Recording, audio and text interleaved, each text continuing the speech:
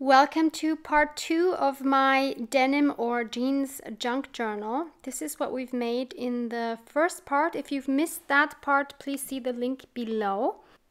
And just before filming this video, I added some crackling paste to the cover, so that will start crackling in the meantime. So next I wanted to tackle the inside of the cover, and I wanted to add some pockets. So I was looking at the jeans that I bought from the flea market, and I wanted to have this cool label here on one of my pockets. So I cut that piece out, and now I'm fraying the edges because I want all of my jeans pieces to look very grungy. And then I cut out a piece from one of the legs to add as a bottom part of the pocket, or actually it's a second pocket. So I just sewed the front piece on top of the back piece, and also this loop for the belt then created a tiny little pocket. Next I wanted to add some more stamping. And again, I'm using the Field Note set CMS 396. You can find that linked below in the description box as well.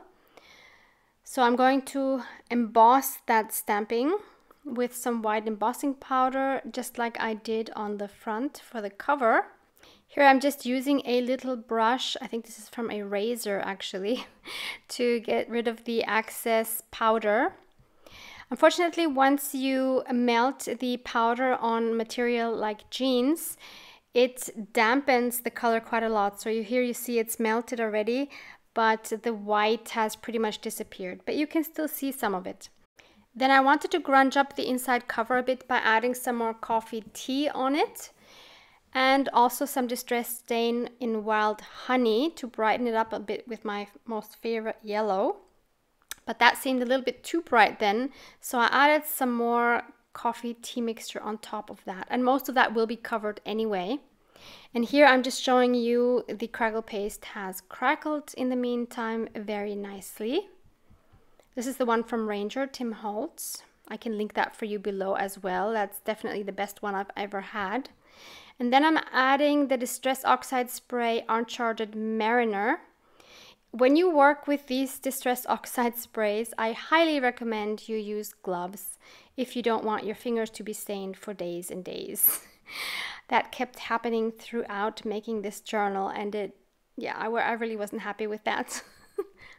So then I cut apart this pocket because that was too big, and of course I frayed that as well, and that's going to be my back pocket. And I'm using this beautiful stencil by Stamperia, which I will also try to link for you below. This was gifted to me. That's the number KSTDL, what was it, 55? Anyway, I will either write or link it in the description box below for you. And I am spraying that onto my jeans pieces to also grunge those up. I really love that effect, especially on the lighter jeans. It really comes out well. And again, I'm adding some embossed words with the Field Note stamps. And then once that was dry, I added some matte spray film because, you know, since it's fabric and since the oxides are obviously water soluble, I just want to be sure that that won't rub off. And now I am placing the pockets and deciding how to actually adhere them.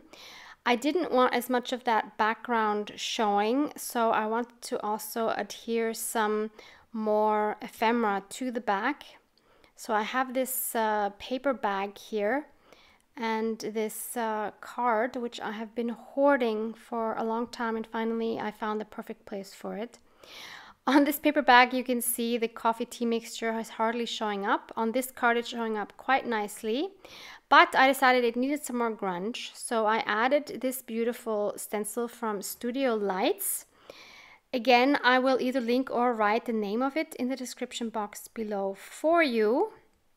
And I'm using this gloss spray, which did not work. I think the nozzle probably clogged up.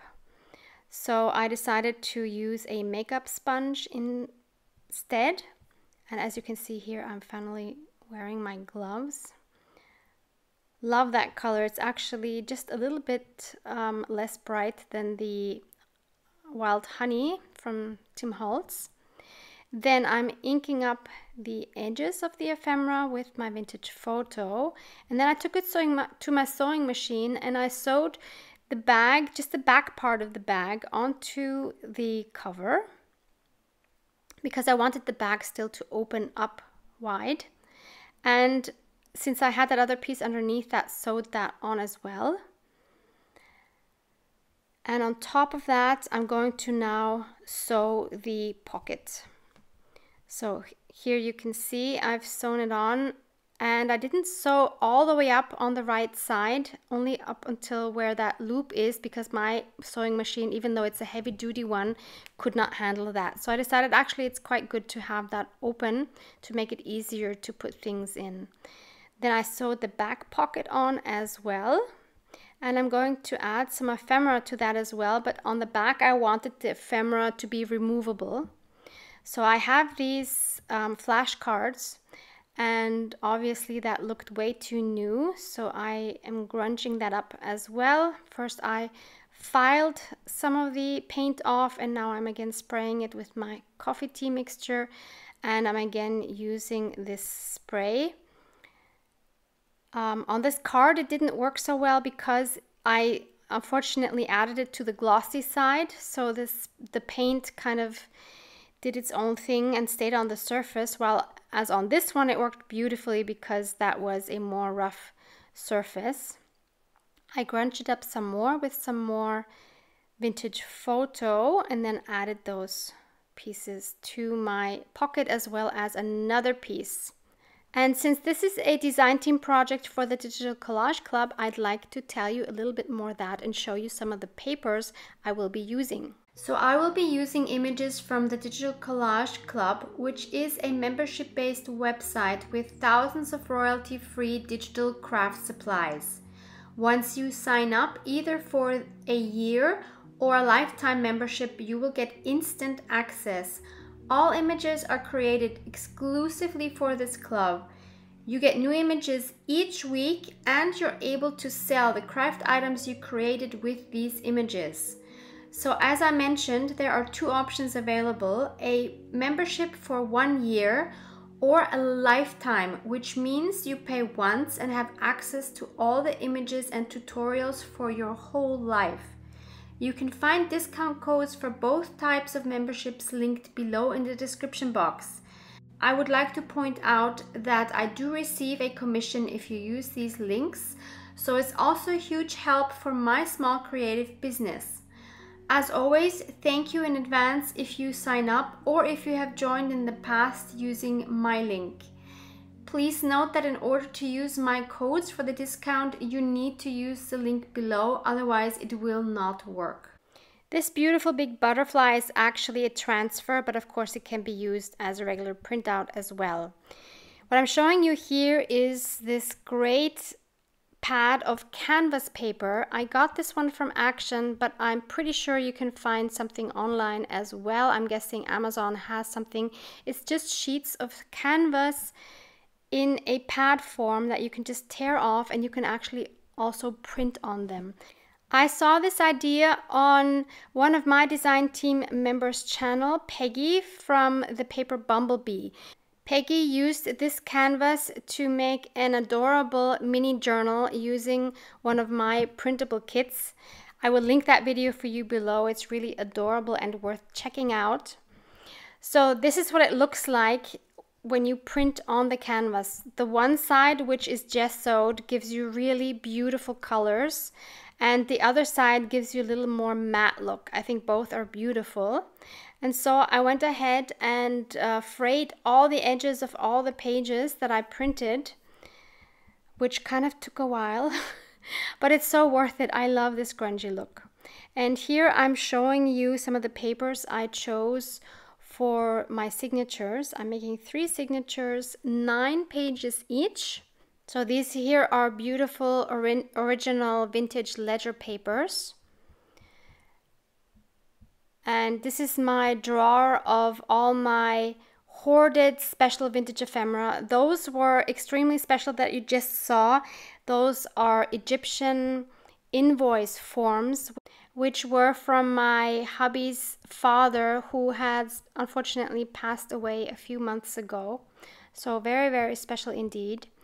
And this is where I hoard all of my very special papers that I have a hard time using because they are one of a kind, a lot of them, but I decided this is the journal in which they need to go. So I'm very happy to use some of these. And now I'm just tearing them down to fit my signatures. I will put the measurements of the final journal and the signatures in the description box below in case you're interested in knowing that information.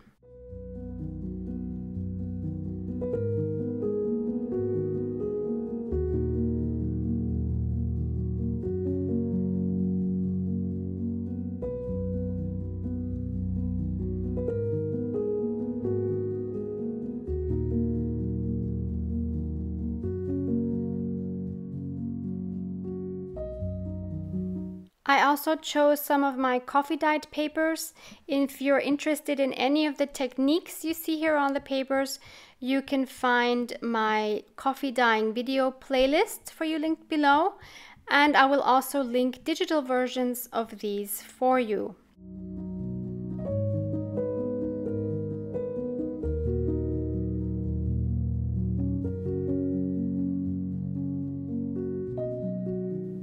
I also printed some of these from one of the kits I showed you from the Digital Collage Club, and I'm going to tear those up. You'll see that in a bit. And I also took 3 pieces of the canvas and just sprayed them with my coffee tea mixture on both sides.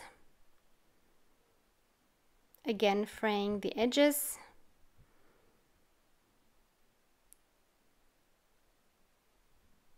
And I'm going to apply some stenciling to these pages.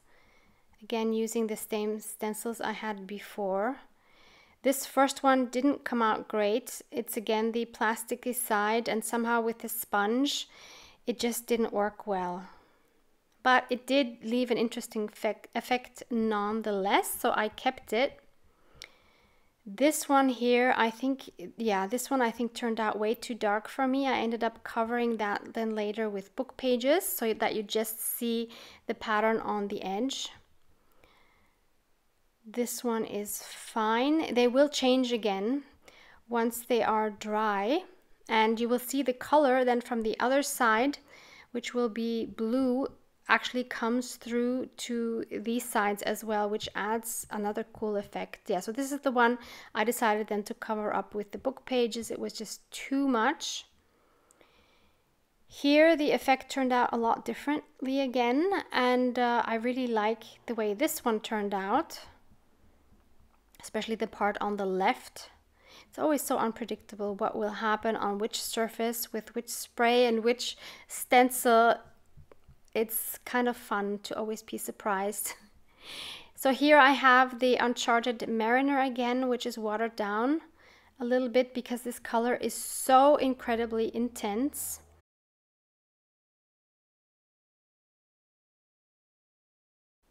Yeah, I was quite happy with that result. Then on this one where I had this mustard yellow on the backside, I'm adding the blue. And you will see then how that comes through to the other side, which I found quite surprising through this gesso layer. Why would it do that? But I love the effect, so I'm very happy that that happened on this one as well. Very cool result.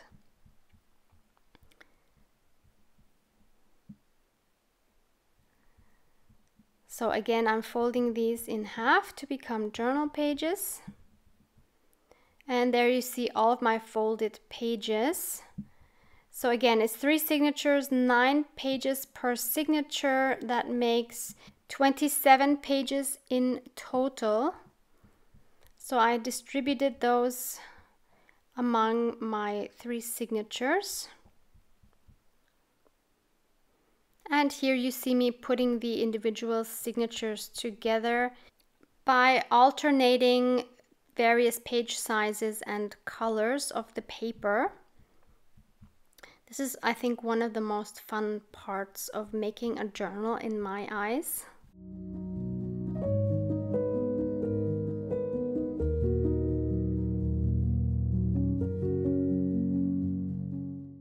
So these are what the signatures look like now. And I wanted to put those inside my cover to see how they would look size-wise and how thick the journal would be. And I decided that's a pretty good number because, of course, they're going to get a lot thicker once I start adding ephemera. And here are again those printed pages from this butterfly kit. This is, I think, my most favorite kit from all of Tina's shop. And I'm using these to put more interest on some of the plain pages. So I'm tearing them up into strips and I'm just gluing them onto the pages to add some interest. And I'm going to also add some stenciling to that to kind of make the transition from the design paper to the blank page a little softer.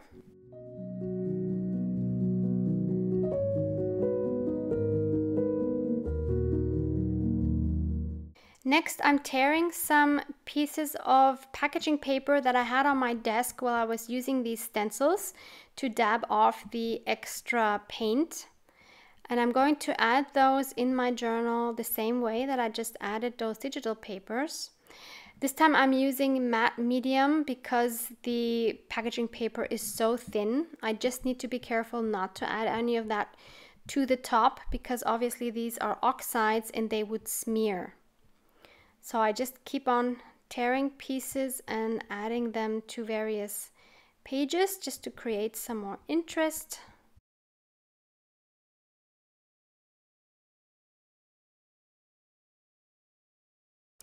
And after adding some stenciling, which I did off camera, I am now adding some more ephemera to the pages. So in this case, I'm using I think they were called grungy numbers.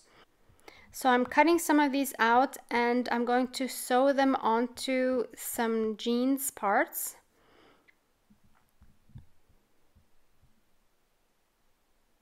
So here you see them sewn with a small running stitch. And now I'm just making the borders even and I'm going to fray all of those pieces. The fraying of all of the jeans I used, my goodness, I think that took hours and hours. So there you see the result, and I think it makes a huge difference whether you fray it or not. I just love, love, love this raggedy, grungy look. Then I had this yellow, very thin, kind of like tissue paper, which I wanted to add underneath the one. Again, always being careful when I use the matte medium because underneath I have this stenciling with the Distress Oxide.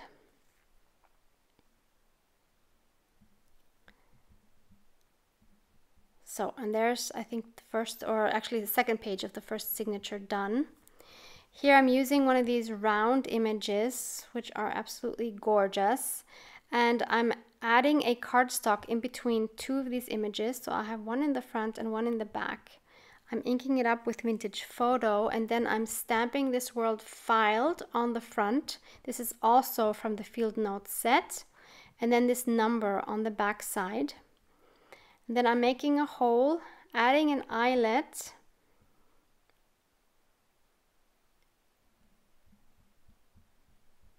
And I'm going to add one of these bulb paper clips with some beads on it.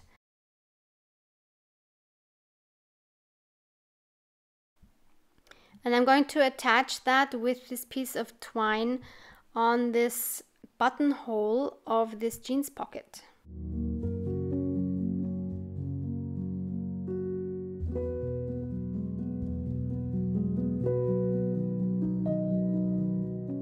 I'm very happy with how that turned out. And then I'm going to add another pocket to this canvas page and another printout and another flashcard in the back. Just adding the word grunge on top. That's from these, very important words, I think it's called. On the opposite page, I'm adding this die cut of one of the wildflowers from Tim Holtz and the word sweet, which is from that same paper pack. Then I'm using iced spruced distress ink to stencil a background underneath another round butterfly image. Very simple. Then I'm using this printout, which is again this shabby chic grungy kit that I love so much, and I'm making a belly band out of these 3 butterflies. I'm again adding some background with my stencil, again using the iced spruce, and then I'm just putting some glue on the top and the bottom to form a belly band. And I'm also stamping, again using one of the stamps from the Field Notes set from Tim Holtz. Next, I'm looking through some of my smaller ephemera bits, and I'm trying to pick out something that I can use on that right page. And I decide to go with this beautiful vintage paper bag that I'm inking up again with Vintage Photo, and then I'm gluing it on as a tuck spot. And I'm adding one of those number pieces that we added to the jeans, and I'm stamping 2 more stamps from the Field Notes set on top there. Here I'm using some more of this grungy butterfly kit as a background. And then on the left hand side I'm using this piece which I've sewn around and inked up. That's going to be a pocket.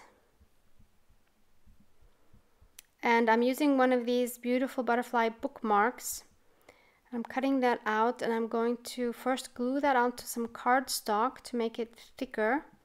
And then I sewed it onto one of the jeans pieces. Again, cutting an even border all around and fraying the edges, which then looks like this. So that goes into this pocket. On this page, I'm adding another pocket. And I'm using just this little butterfly from the bookmark, and that's going to go on first the cardstock again, and then I'm gluing that onto that little flap that you see there on the pocket. But first, yeah, I also adhered this number from the grungy number set, and I'm also adding this oval number here that I've again sewn onto the jeans material. I'm adding that to that piece of ephemera that I chose for this pocket. Again, fraying that first, obviously, and then just gluing that on with textile glue. On this page, I added another jeans pocket, which has actually 2 pockets, and I'm choosing the ephemera to go in there. And I'm again adding one of these very important words from the kit, gluing that onto a jeans piece and putting that on top of that ephemera. On this left side with the canvas, I am adding another belly band using a part of the paper bag that I had cut up for the cover, and I had this left over. So again, I'm cutting out one of those butterfly bookmarks, adding some grunge on top with my stencil, gluing that on the top and the bottom of the canvas page. On this page, I'm again adding one of the numbers that we had sewn onto the jeans, and I'm adding some collage fodder on packaging paper underneath. On this page, I already sewed on the flap of one of the pockets, and now I wanted to add a little label. So I used this word enjoy. I'm going to glue that onto my little label there, and I'm going to add it with some twine using this beautiful paper clip. So I'm just tying the twine through that little hole which the paper clip has, and then threading that through my label, and then just pinning that, did I say paper clip? Safety pin through the jeans, and having that label dangle there, and just adding some glue to the knot of the bow so that it won't open. On this rather blank vintage page, I'm again adding some stenciling. I had this round part of the stencil, and I thought that would look pretty cool underneath one of my jeans butterflies, under which I first added some white sewing thread and then the butterfly on top. On this next canvas page, I wanted to add this bingo card, which is quite thick. And I wanted to add one of these round butterfly images as a focal point. First gluing it onto jeans and then cutting around that, fraying that, and then gluing that onto my card. I then took it to my sewing machine and sewed around the 3 edges. And I wanted to make a little notch on the top, which I did with my envelope punch board, which is all I ever use it for. And then I glued it onto the page. The rest of the decorations I did off camera. It would have just taken too long, and here I'm just showing you the sewing in of the first signature. I'm using a 5-hole pamphlet stitch. If you are not familiar with a 5-hole pamphlet stitch, you can find a video with instructions below in the description box. So I glued the 2 cover layers together after I sewed in the signatures. So finally, here is a flip through of the completed journal. Enjoy!